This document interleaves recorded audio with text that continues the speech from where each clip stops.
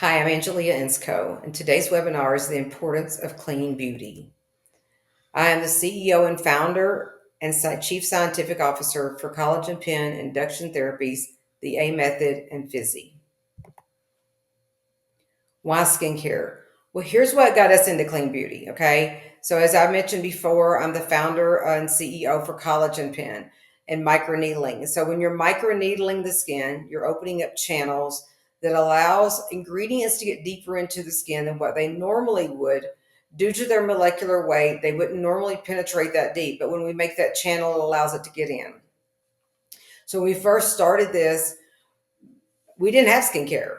People were using different skincare lines from in the medical industry along with the collagen pen, and we were seeing a lot of problems like granulomas, a lot of heat in the skin, which can lead to melasma, hyperpigmentation.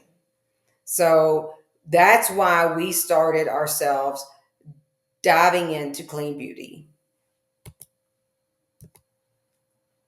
So the items, the ingredients that you will find in a lot of products that are not clean beauty would be like parabens. They would be PFAs. What are they doing to our endocrine system? So they lead to people having blemishes. Uh, Remember I mentioned heat earlier? So the parabens really hold the heat in the skin, which leads to rosacea. It can lead to hyperpigmentation, just hot readiness into the skin. It can also, though, lead to infertility. There's clinical studies showing that. When they'll test a lady who has lumps in her breast to see if it's cancerous or not, they're finding parabens and some of these other ingredients in there. So, yes, we know that is leading to breast cancer. So, all of this dives way past our skin. Beauty's not just skin deep, it does go all the way to the bone, and it really can affect our whole system and how we feel day to day. So, what does this mean for you in your practice? So, according to Forbes, there's a projected market growth for just clean beauty, now not beauty, but clean beauty, a value of $14 billion by 2028. The consumer is demanding it. How do you know that? Look at all the brands that we don't even want to mention that's at Sephora, Ulta, that your clients are going and buying because there's social media all over the place talking about their clean beauty. So we have to prioritize the innovation of medical skincare to meet the patient's needs. What are the results? Non-toxic ingredients cause less irritation. Remember how we talked about earlier? Parabens can lead to red, ruddy, heated skin, make it sensitive. There's going to be less allergic reactions. It's going to be way better for sensitive skin, which is obviously some of those ladies going into menopause. I know we treat a lot of menopausal skin, and it maintains the skin's natural pH. A lot of times we need to lower the pH to get a product in, an ingredient that we want to work at a lower depth in the skin. But then in the end, we want to do something that goes in back and restores the pH. So what do clean ingredients have? They are rich in antioxidants, vitamins, natural based ingredients that nourish, hydrate, and protect the skin. What are the long-term benefits? Long-term benefits means their skin is healthy. They're still producing collagen like they were at a younger age. It can reverse some of the extrinsic damage that they've had going on from sun and environmental damage. So let's talk about some of the risk. You'll notice as we go through the slides that the clean beauty ingredients, so these particular red ingredients are not clean beauty ingredients. So back in 2012, I believe it was, there was a clinical study that came out on microneedling with vitamin C. And it got documented that vitamin C was not good with microneedling. People were getting granulomas. And when I heard that, I went, really? Well, first of all, we use vitamin C with the collagen pen as a glide. It really helps relieve some of the hyperpigmentation and stimulate collagen. We use we actually use 20% L-ascorbic acid in ours, but we don't use any of these ingredients that are not clean. So it's always amazed me how when someone wants to blame something that's irritating their skin, they always go right to the active ingredient. Like people may say, oh, the retinol's irritating my skin, or the vitamin C is irritating my skin, but they don't look at all the other ingredients on that label and know that it's probably coming from those other ingredients. So in this case, I don't believe it was from the L-ascorbic acid, because I've used L-ascorbic acid with collagen pen now for 11 years, and we've never seen a reaction to ours. But our particular vitamin C is very clean. Let's talk about staying current with clean beauty. So, what does that mean to you, your customer? What customers are looking at now is sustainable packaging. What can be recycled? It's not just about the beauty; it's also about the earth. So you got to consider your packaging. You need to consider blue light protection. In other words, when people are just sitting in front of the computer, so many people think when they're sitting inside, they don't need an SPF, but your eyes, as we well know, get damaged from it, and so is your skin. Plant-based exosomes, really one of the top things right now in our industry is exosomes, and using plant-based over humans obviously is considered a much cleaner source. Waterless formulas are referred to as anhydrous formulas. Multifunctional products. What we might be talking about here is something like a foundation that's also a tinted sunscreen, for instance. So you are automatically getting sunscreen in with it. I highly recommend using mineral base, as some of the others can actually build bacteria. And as you most people know, a woman may apply it with a sponge or something. It can, or her fingers even, she's touching it, it's getting bacteria in it. And that bacteria just builds till the end of it. So if we can use mineral formulas, that's going to cut down on that. That's way cleaner. Personalized skincare. Skincare is not cookie cutter. My skin, your skin, 17-year-old skin, for instance, it may not need the same thing. They may have a lot more oil production than a lady going through menopause.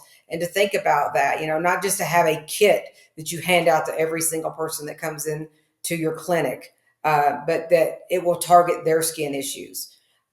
Trustworthy sources. Where are you gathering your information? Where are you gathering your ingredients? Do you trust the person that's telling you this? MSDS sheets. I know most physicians should have those on file for any product also that they have in their office, just in case. Using minimal ingredients. In a little bit, we're going to look at some labels, and we'll go into talking a little bit more about that. And then obviously using supplements to also support healthy skin.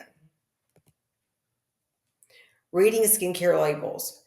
A skincare label that is produced in, I should just say, the legal manner, the way it should be, it will always need to read what is the most ingredient in there to the second ingredient. So I'll just give you, for instance, on our vitamin C20, the first ingredient is propanadol. That comes from corn. It's a sugar form of corn. And then the next ingredient is L-ascorbic acid. So it's 20% L-ascorbic acid. So the first ingredient is going to be more than 20%. The next ingredient after L-ascorbic, that's going to be less than 20%, and so forth and so on down the line, if that is filed legally. Now, you may not know, or you may, that MOCRA went into effect. That's the Modernization of Cosmetic Regulation Act, put into effect by the FDA, had to be done by June 1st. And one of the whole reasons was to control how these labels are done and be sure that they are done correctly and labeled correctly in the order of what the most concentrated ingredient is to least. So when you're looking at a label, you want to look for your clean ingredients. You want to look for your active ingredients. I'm going to try to show you this one as one of our products. It's called Phase. Oh, it may be showing you backwards. But you'll notice it's a hyaluronic acid product with 4 ingredients. And the first ingredient is hyaluronic acid. The next is zinc, then magnesium, and then copper. All very clean ingredients. That's all that's in that bottle, okay? You can look at magnesium as a salt, because you're going to say, well, how are you stabilizing it? Salts stabilize, okay? That's another way to naturally preserve a product. So here are some labels we want to point out. Every label we're showing you is in the medical industry. It will be somebody who is a competitor We're not here to throw people under the bus. We're simply here to teach you how to read labels. As we all know, sodium lauryl sulfate is used in cleansers. It's a surfactant that foams really well, but it is also known to lead to irritation in the skin. Once again, we have highlighted in red the ingredients in this particular product that is not health clean, and you'll see all the parabens at the end. I've had a lot of people ask me, how do I know if a product has parabens in it? Well, first of all, legally, it needs to be listed as this one is listed, okay? Let's go to another label. So here's also a popular product that, as you'll see, it also has parabens, multiple parabens in it, in fact, and also has sodium lauryl sulfate, which means it's also a cleanser. Now, polymers. Let's talk about what a polymer is. So the thing about polymers is they're fairly large, can be kind of a form of a plastic bead. And this is something we definitely don't want to be using when we're microneedling, because these things would not really penetrate into the skin far enough if you didn't open channels up. And this is where we really saw some people getting some granulomas when using polymers. But what do they do and why do people like them? The best way I can explain it is when you're using something with a polymer, or when you're got one of those products that when you put it on, it kind of goes on like a cream, but it finishes like a powder, that's usually got polymers in it. But once again, if you read your labels, it will usually list that it has polymers in it. Going back to this label, you'll see that that is actually on the label, that it does have polymers in that particular product. An example, a top-selling US-based medical company's face serum. Okay, so let's look at this together. This particular serum is a hyaluronic acid serum, okay? That's what it's meant. That's in the name, that's what it's going to have on it. But if you notice, hyaluronic acid comes way down in the list, and you're going to see cross polymers and dimethicones first, as opposed to, for instance, what I just showed you from Induction Therapies. Ours only has 4 particular ingredients. You may find that some of your patients like the way one like this feels better because it goes on like a dry to powder, which is what you can see with a cross polymer. It's what you can also see with dimethicone. Those are typical kind of examples of how those particular products feel, and one way to determine maybe if it has those ingredients in it without even reading the label.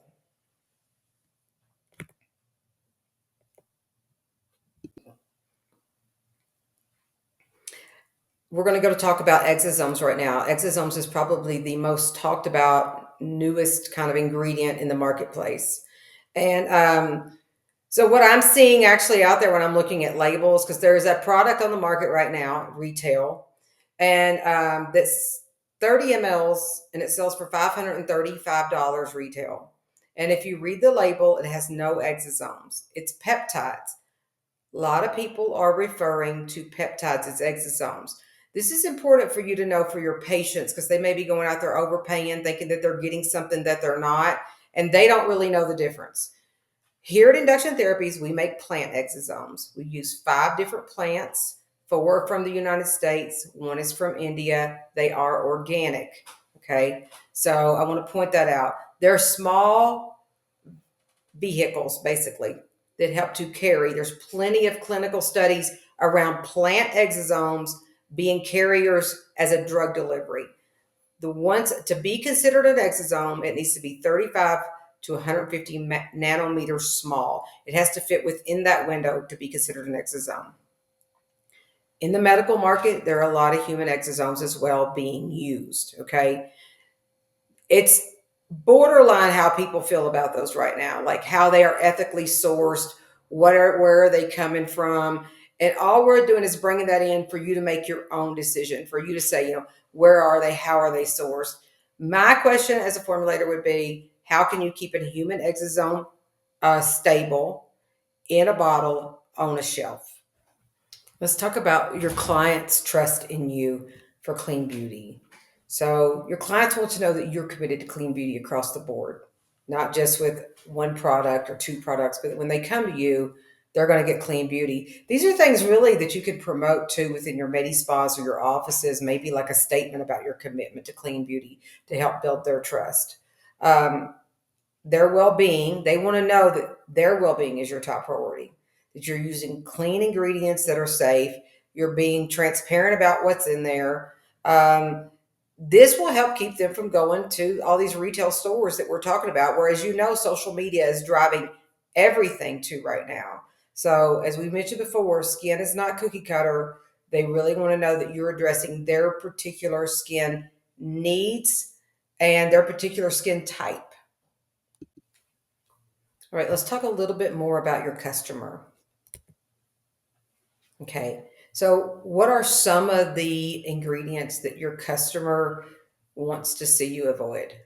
And we've put a list here: parabens, phthalates, sodium lauryl sulfate, proethylene glycol, synthetic fragrances, mineral oil, toluene, avobenzone, which is used in a lot of over-counter sunscreens, and it is one of the number one dermatitis reactive sunscreens there is. And there are clinical studies showing that it doesn't interrupt your endocrine system, and it is carcinogenic.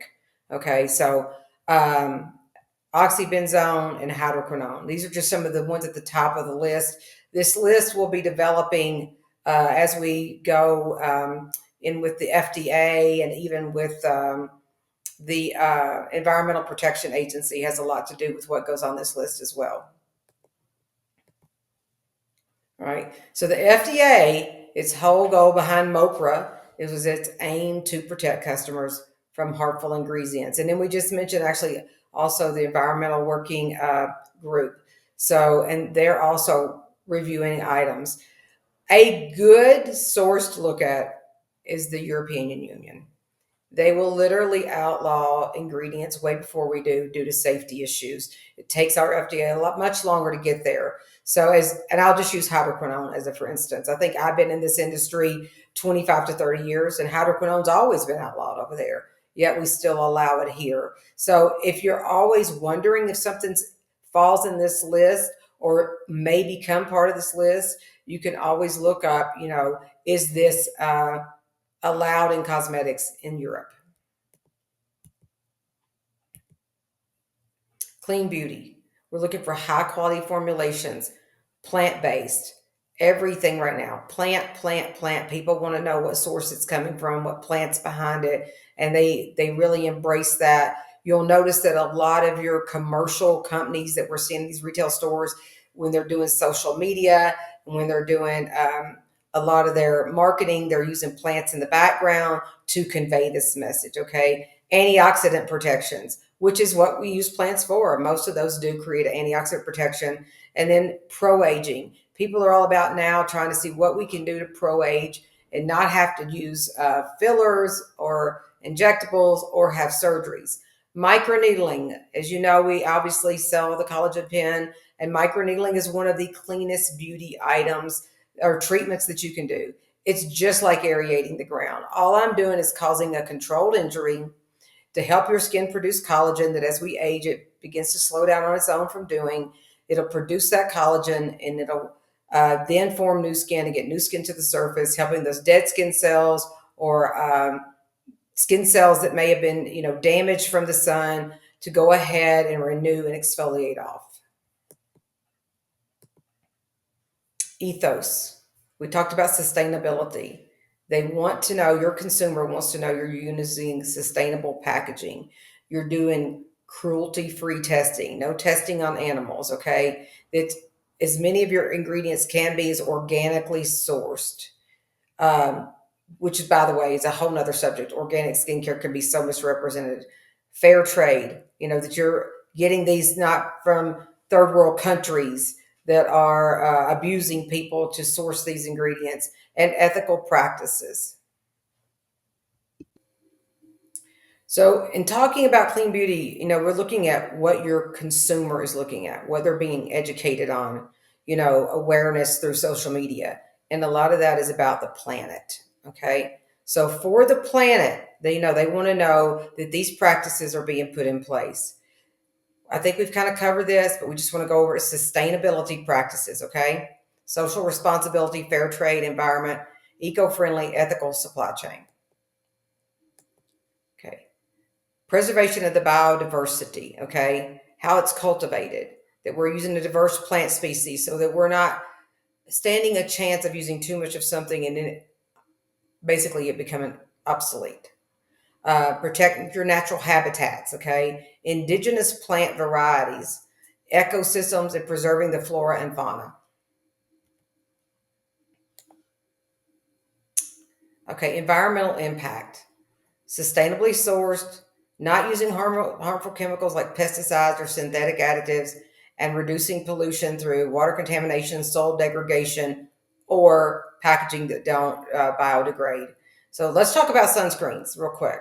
So sunscreens, as we mentioned earlier, avobenzone, oxybenzone. I just like to say anything with an "on" at the end of it used in sunscreen, maybe one of your red flags. Okay, we want to use zinc and titanium.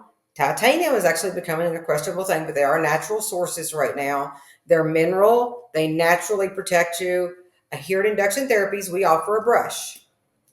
Okay, they can be private labeled, and there's only 4 ingredients in here. It is 25% zinc. People think this is small. This really lasts you a very long time because it doesn't have to be reapplied as often. The great thing about it is, and I can tell you from my experience, is I had a friend who was a golfer. He's a male. He doesn't really like to use, um, a sunscreen that's going to sweat and run down in his eyes. But this is easy for golfers to dust their ears, their nose, and, just hit certain areas. But once they realize this doesn't run and burn and sting, people are way more apt to use this out when they're sweating. So just pointing you towards mineral sunscreens are the clean beauty way to go for your consumer. Okay. Full disclaimer here, we're getting ready to answer some questions that were sent in via video. And my team in the background here is kind of smiling because I have not seen them yet. So here we go. We're going to watch a video and answer some questions on clean beauty. How do you determine the purity and safety of ingredients in clean skincare products, especially when there is limited regulations in the industry? This is a very good question. So it's very hard to determine some of that because even the ingredient, like let's say that I use coconut milk in there, for instance. How do you know where the coconut milk come from? How do you know if it's organic? How do you know how it was sourced? Was it contaminated first? Really, that's about finding a company that you really trust, that is sourcing ethically sourced products, okay? Once you find that company, you verified, a few products more than likely if they're in that practice of ethically sourcing things and they're checking everything for their MSDS, they're checking their suppliers, then most likely you would be able to trust them, when it comes to all of their products.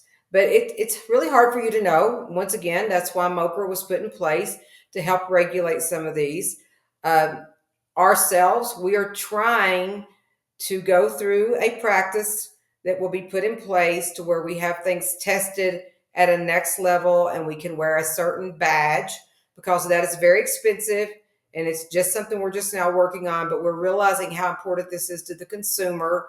So probably this is the best answer I can give you at this point because I don't think it's a real definitive answer. What ingredients and products should I be aware of that may be endocrine disruptors? Okay, so we did provide a list of these kind of earlier as well. This was sent in before that, so this young lady could not have known that. Parabens, as we know, PFAs, which is phthalates. We talked about sunscreens that end with an "on," those sort of things. Polymers can be. So, hopefully we'll be actually putting out, there is a dirty list. You can find a dirty list on the internet. I would look up that if you had a concern. And as well, I think we'll be publishing one as well that people can download from our website. What are some common misconceptions or myths that you find surrounding clean skincare? And how do you educate consumers to make informed decisions on their skincare products? Okay, I'm going to say 2 of the biggest ones is the term natural and organic. So first of all, there's no real definitive anything around natural. And I like to use the term arsenic. Arsenic is natural. I don't want to be ingesting it. Okay. I think that's a good example. Just because it's natural does not necessarily mean you want to ingest it. Okay. Like snake venom. It's natural. I don't want to ingest it. Okay. Next is organic. You can use the term organic as long as 70% of the ingredients or more is organic. To be USDA certified organic, it has to be 90% or more. So, like, I know some of our ingredients are organic, not everything is. Most medical skincare, probably would say all, cannot be 100% organic because we use so much higher levels of concentrated ingredients. Some of our stabilizers are a little bit more different than what they're using in a commercial retail line of skincare. First of all, we want to thank you for listening today and watching our webinar. We want you to reach out to us if you have questions. Ask any question about clean beauty. You're welcome to email us. I will be the one answering these questions. If you have a question about an ingredient, about where it falls in a list, if you have any doubts, we are here to help answer those questions, okay? So feel free to send those in. I can guarantee you I will be the one who's giving the answer and the reply to you. Once again, thank you for attending our webinar today.